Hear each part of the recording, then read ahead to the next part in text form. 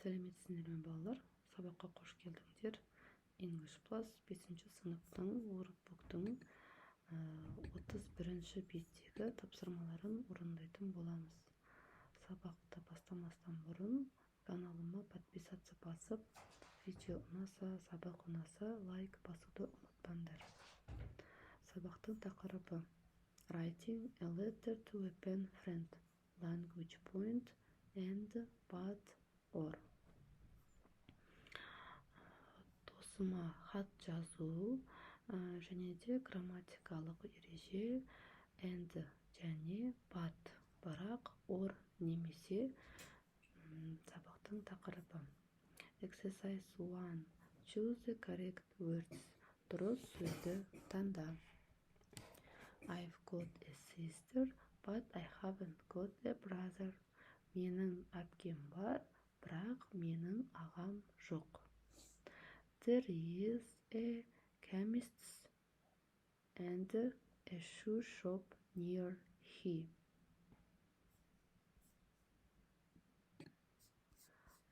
Бұл жерде химик және аяқ киім дүкені бар. I'm not good at basketball, but I am good at tennis. Мен баскетболда жақсы емеспін, бірақ теннисте жақсымын. We're interested in football and tennis. Біз футбол және тенниске қызығамыз. Damir is quiet, but his friends are noisy. Дамир өзі тыныш, бірақ оның достары өте шулы. This is my mother and this is my father. Менің анам және бұл менің әкем. He hasn't got a dog, but he's got a cat. Оның иті жоқ, бірақ оның мысығы бар. Exercise 2. Connect the sentences with and or but. Сөйлемдерді бірақ немесе және арқылы сәйкестендіріп сөйлемдерді аяқта. Мысалы, I like clothes shops. I'm not interested in game shops. Осыны and немесе батты қолданып аяқтаған уақытта but қолданыпты, бірақ дегенді. I like clothes shops, but I'm not interested in game shops. Менің спорттық киімдерді ұнатамын, бірақ мен спорттық ойындарға қызықпаймын. He's tall and he's got brown eyes. Ол ұзын, бірақ оның шаштары қоңыр көздері бар. Келесі.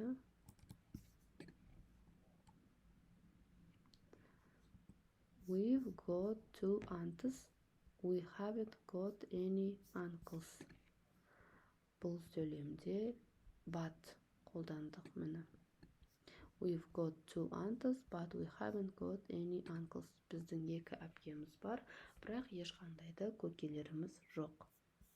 I'm 11, my brother is 12. I'm 11 and my brother is 12. Мен 11 жастамын, және менің ағам 12 жаста. Rosa is friendly, she isn't very nice. Rosa is friendly, but she isn't very nice. Rosa досшыл, бірақ ол әдемі емес. There is a cinema in Albany Street. There isn't a hotel. There is a cinema in Albany Street, but there isn't a hotel. Albany көшесінде кинотеатр бар, бірақ отель жоқ. Sue and Sally are twins. They've got identical clothes. Sue and Sally are twins and they've got identical clothes. Sue және Sally олар егіздер және олардың бірдей киімдері бар. Jack is tall. He's got brown eyes and black hair. Jack ұзын бойлы and he's got brown eyes and black hair. Және оның қоңыр көздері және де қара шашы бар. Exercise 3. Complete the letter with the words in the box.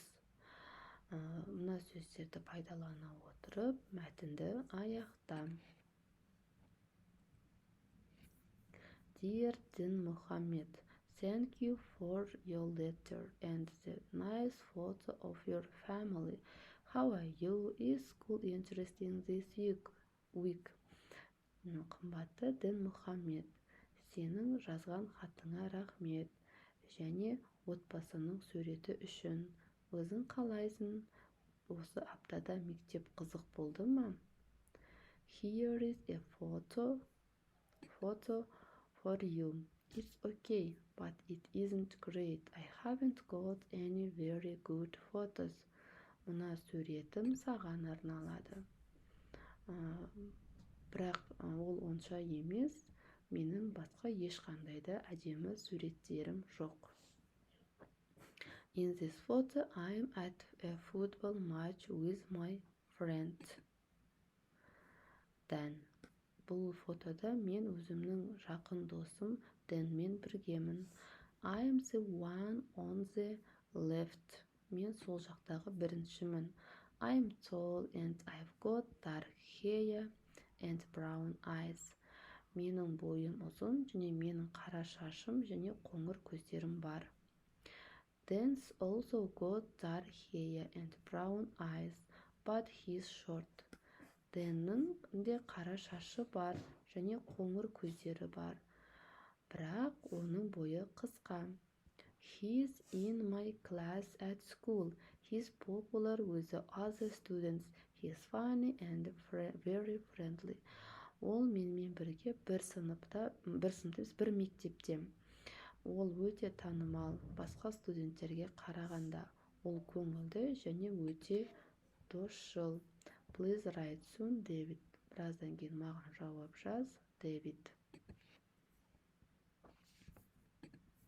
Exercise 4. Write a letter to pen friend. The letter has got a photo of you and a friend in it. Plan your ideas first. Досыңа хат жаз. Хатта сенің және досыңның суреті болу керек. Алдымен өз идеяңды жоспарла дейді. Мына үшінші жаттығуда Дэвид деген бала Дін Мұхаммедке хат жазған, өзінің жолдаған фотосы туралы. Дәл осындай тапсырманы бізде жазуымыз қажет. Your pen friend's name. Сенің досыңның есімі. Your photo, is it good or bad? Сенің фотоң ол жақсы немесе жаман ба? Where is the photo? Ол фото қай жерде түскен фото? Who's in the photo? Ол суретте кім бар? A description of you. Ол туралы сипаттама, яғни суреттегі адам туралы сипаттама. A description of your friend. Және сол досың туралы сипаттама екен. Дәл осылай қысқаша түрде мәтін жазуың қажет.